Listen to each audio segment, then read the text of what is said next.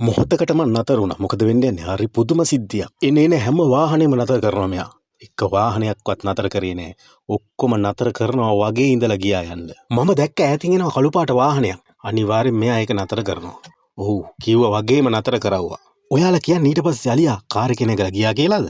අයියෝ බලන්නකෝ අලියා දැක්කා විතරයි මේ බයික් එකේ පුද්ගලයා එහා පැත්තේ කානුවෙන් ගියේ. කන්ද උඩින් ටිපර් එකක් ආවා නම් ඉතින් අලියා කෙලියා නම් ඊට වැඩිය හොඳයි. මම තව පොඩ්ඩක් යනවා අලියාගේ අඟුඩ. දැන් මට හොයාගන්න බැරි මමද වැරදි අලියාද වැරදි බයික් කාර්යයද වැරදි කියලා. ඔන්න ඉතින් අවුරුද්දට බලන්න නම් සුපිරි වීඩියෝ එකක් ගෙනාවා බැලුම් බෝල පිපිරීමේ තරඟය රිලව් එක ඉතින් අද. ඔන්න ඉතින් බැලුම් බෝලට අමුතු තෑගි ගොඩාක් තියෙනවා. ඔබට පේනවා ඉතින් පළමු තරුණකරුවා ගම්පාලු නායකයා ඉතින් ගම්පාලු නායකයාගේ ඉතින් බැලුම් ගෝලේ ගිලිහි ගියා ඔබට පේනවා ඉතින් ඊට පස්සේ ගම්පාලු මල්ලිලා ටිකක් තමයි එකතු වුණේ. ඉතින් අපි බලමු ගම්පාලු මල්ලිලාගේ වැඩ කිඩ කොහමද කියලා. ඇත්තටම මෙයාලා නම් හරිම දක්ෂයි ඉතින්. බැලුම් බෝල පුපුරන්න විතරක් නෙමෙයි ගමම විනාශ කරන්න උනා සුපිරිම දක්ෂයෝ තමයි ගම්පාලු මල්ලිලා. ඉතින් ඔයාලා දන්නවනේ ඉතින් ගම්පාලු මල්ලිලාගේ වැඩ කොහමද කියලා. ගමම කාලා විනාශ කරලා ඉන්නේ ඉතින්. ගමම කාලා මහන්සිලා ඉන්න මේ වෙලාවෙ ඉතින් මේ වගේ තරගයක් ඉතින් ලැහැත්ති කරලා මේ කට්ටිය දිරිමත් කරන එක තමයි ඉතින් අපගේ යුතුයකම. යාලට මේ තරගයේ අතරතුර කියන්න ඕන දෙයක් තමයි මේක රිලව් පළවාහරණ ක්‍රමයක් නෙමෙයි. ඉතින් මේක ඇවිල්ලා ගම්පාලුවන්ගේ විනෝදාස්වාදයේ සඳහා තමයි අරන් ආවේ. මෙව්වට බය නෑ මචං මෙයාලා.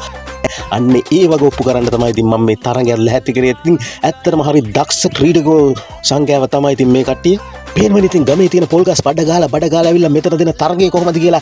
ඇත්තටම අති විශිෂ්ට සුපිරි තරගයක්. කවුද බලමු මෙතන ජයග්‍රහණය කරන පුද්ගලයාට සුවිශේෂී තෑගි දිනා ගන්න පුළුවන්. එවලේම එතනදීම තෑගි හම්බෙනවා. ඉතින් බලන්න කට්ටිය උඩිමුයි යටිමුයි ඇවිල්ලා මේ තරගෙට ඉදිරිපත් වෙලා ඉන්න ආකාරය කොහොමද කියලා. ඔව් වැටුණා බැලුම් බෝලේ වැටුණා කියලා සැලුන් නෑ. මම ඉතින් ගෙනල්ලා නැවතත් එක ගැට ගැහුවේ කට්ටියගේ තරගය නැවතත් ආරම්භ කිරීමට. ඔව් නැවතත් ක්‍රීඩකයෝ ලුහුවේ සූදානම් වෙලා ඔයාලට පේනවා ඇති.